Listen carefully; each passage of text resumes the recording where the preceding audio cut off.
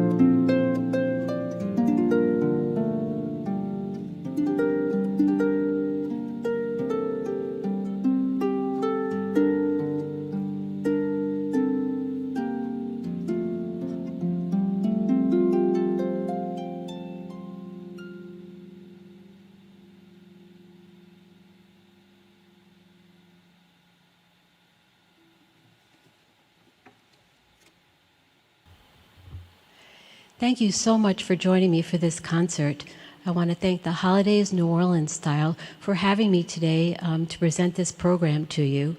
That first piece that I played is a personal favorite called Surely the Presence of the Lord is in This Place, and I can think of no better way to start a program for everyone's enjoyment than with that beautiful song. Interestingly, it was based on Jesus' promises about gathering together. And the man whose name is Wolf, who wrote the song, he wrote it in 1977 when a friend asked him to write something for the dedication of a new building for his church. And so I think we can all agree it's absolutely a beauty.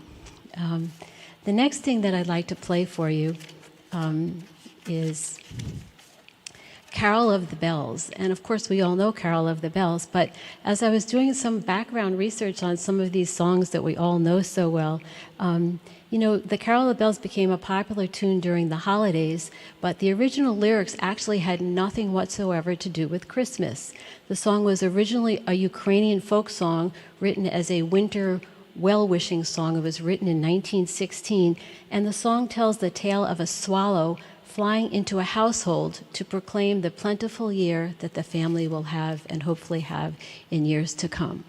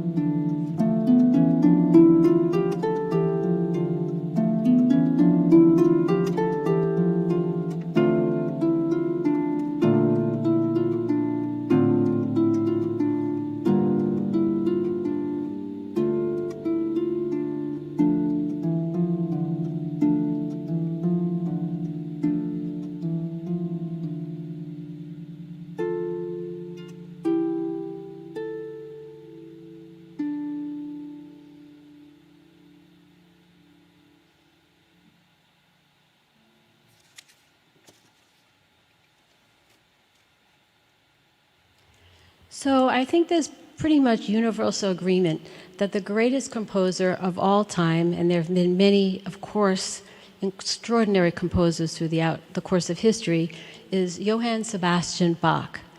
And interestingly, in classical music, we think of things between 1685 and 1750. You know how we have pre-Katrina and post-Katrina? Well, we have pre-Bach and after Bach. And so Bach was not only this genius composer, but he was also a very interesting and colorful character. He was fathered 20 children, 10 of whom survived to adulthood, with 2 different wives, so the women were pretty brave too. And several of his children became very famous composers in their own rights, Johann Christian Bach and Carl Philipp Emanuel Bach.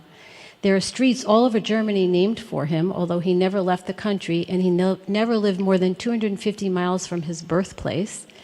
He was once put in prison by an employer who didn't want him to move and change jobs.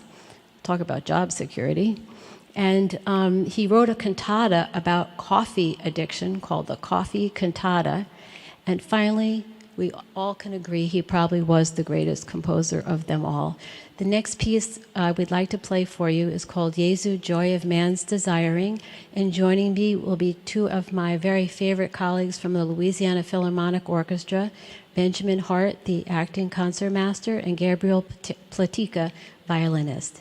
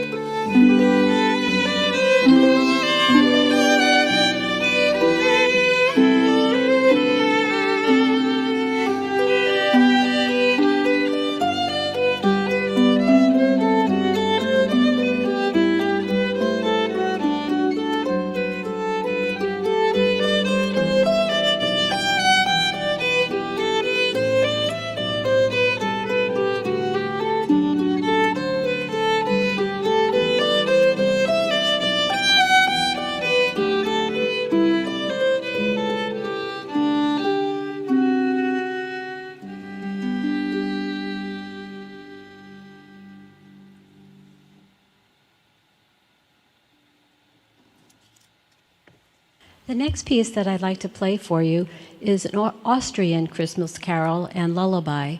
The melody is a folk tune from the district of Salzburg, and it was played in the first time in 1865 in a folk song collection by the founder of the Salzburg Museum. The words describe the peace of the infant Jesus and his mother as the baby is sung to sleep, and it's an absolutely beautiful lullaby called Still, Still, Still.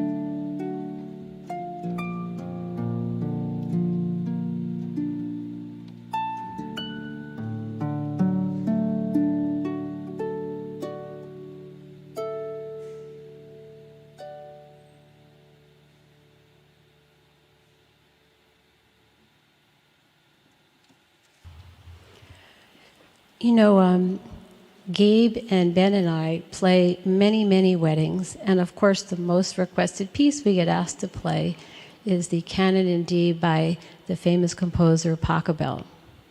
And so what crazier idea than to take that tune and play the song The First Noel right on top of it.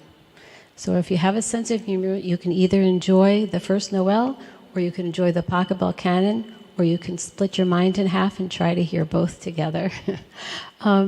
This carol was believed to date back from the 13th or 14th century, and the inspiration of the song, the story of the song, comes from dramatizations of famous Bible stories for holidays which were called the miracle plays. Noel is, of course, the French word for Christmas and is from the Latin natalis, meaning birthday. Most medieval poetry was written to be sung, so it is presumed that the words were written with an existing tune in mind, and that makes this song probably much older even than what we think, both written likely in French or English or Latin or all three.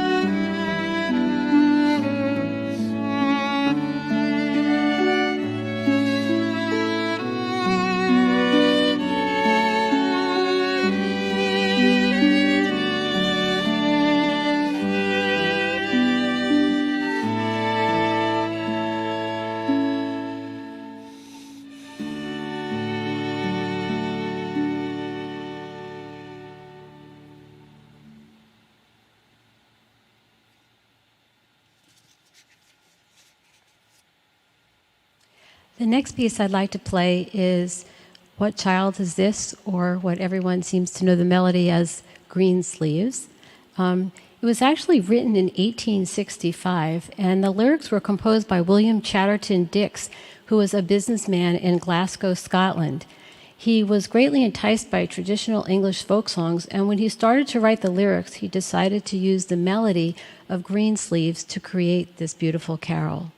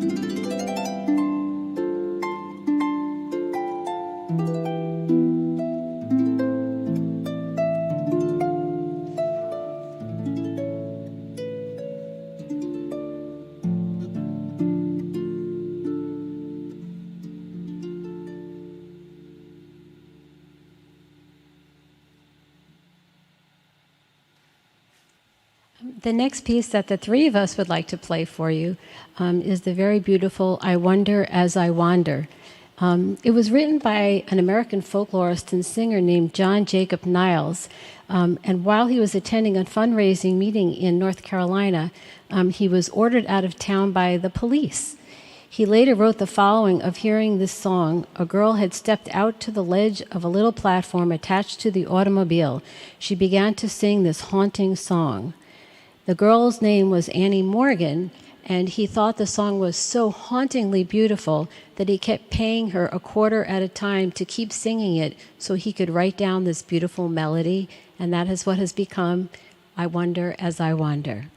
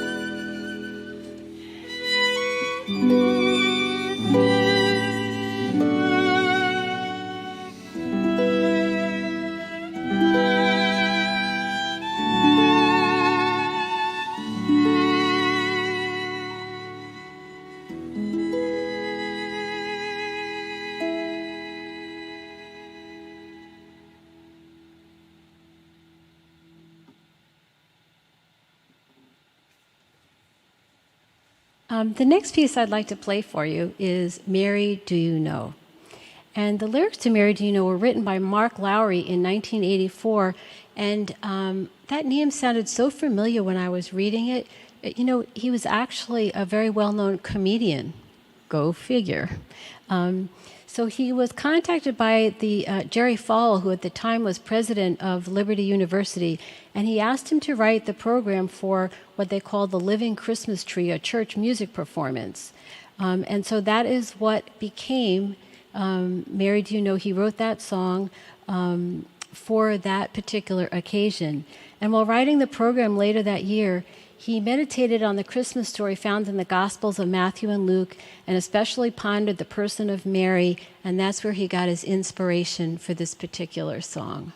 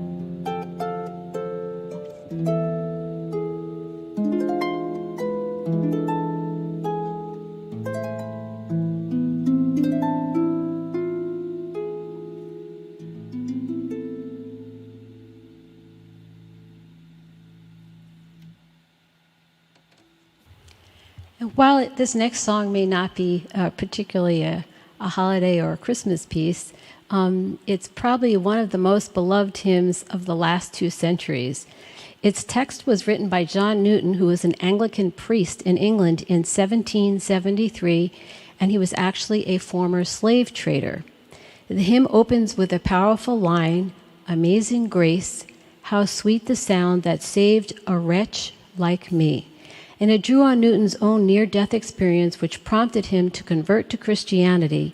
It's performed over 10 million times annually, and now I can say 10 million and one times, at least in 2020, and has appeared on over 11,000 albums.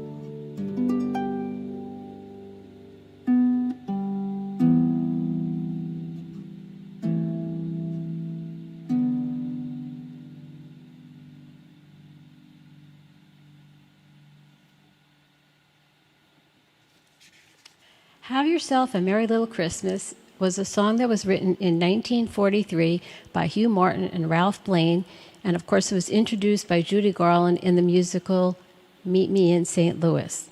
The song first appeared in a scene where a family is distraught by the father's plans to move to New York City, imagine that, for a job promotion, leaving behind their beloved home in St. Louis.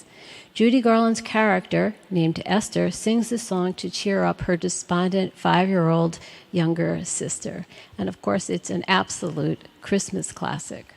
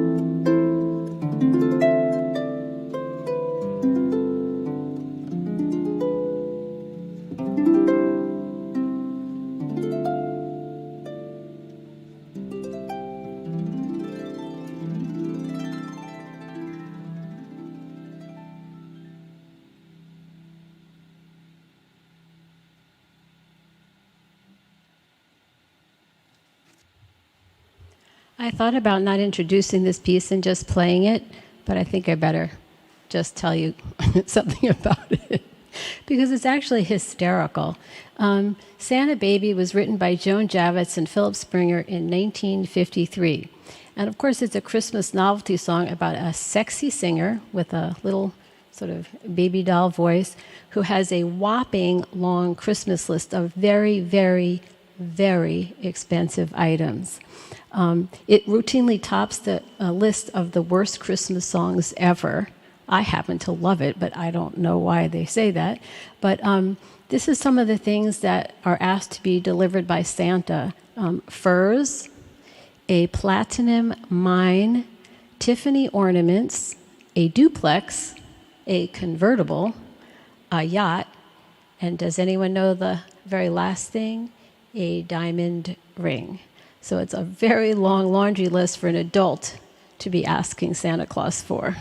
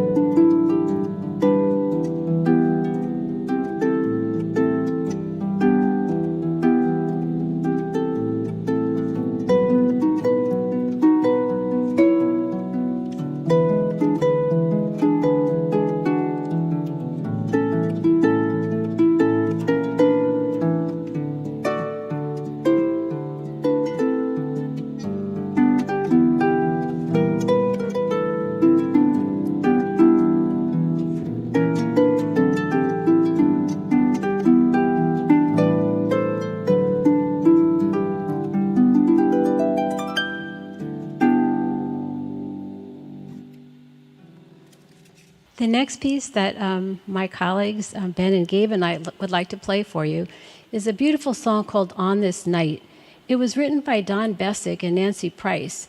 Mr. Bessick taught public school for 31 years and recognized the need for choral music that was especially well written for student singers and volunteer church choir members. He has written over 350 original compositions and arrangements. On This Night reflects on a star of peace shining down on this world tonight with a song of joy.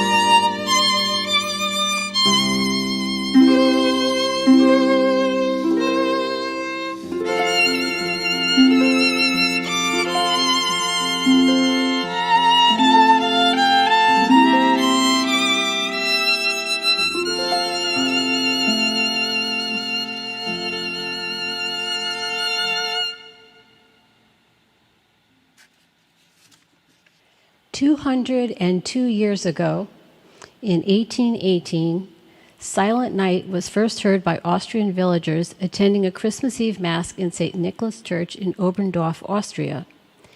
It's a song about a calm and brilliant silent night and the wonder of a tender and mild newborn child. The words were written by a young priest named Joseph Mohr, and the melody was written by Franz Gruber."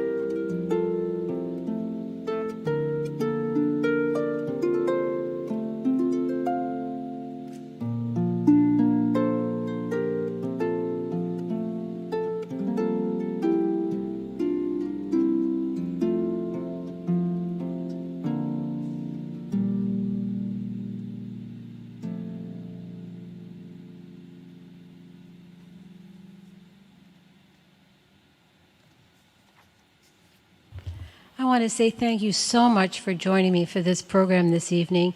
And again, I want to say thank you so much to the Holidays New Orleans Style people for inviting me and having me perform this program for you this evening. That last piece that I played was called You Raise Me Up, and I couldn't think of a more appropriate way to end this concert, particularly after the year we've probably all had this year, with something that would be just uplifting to reach everybody of every religion, every faith, every background, and every culture to say, I wish you an especially wonderful holiday season, an especially Merry Christmas, and most importantly, a beautiful, healthy, happy, and prosperous New Year. Thank you so much for joining me.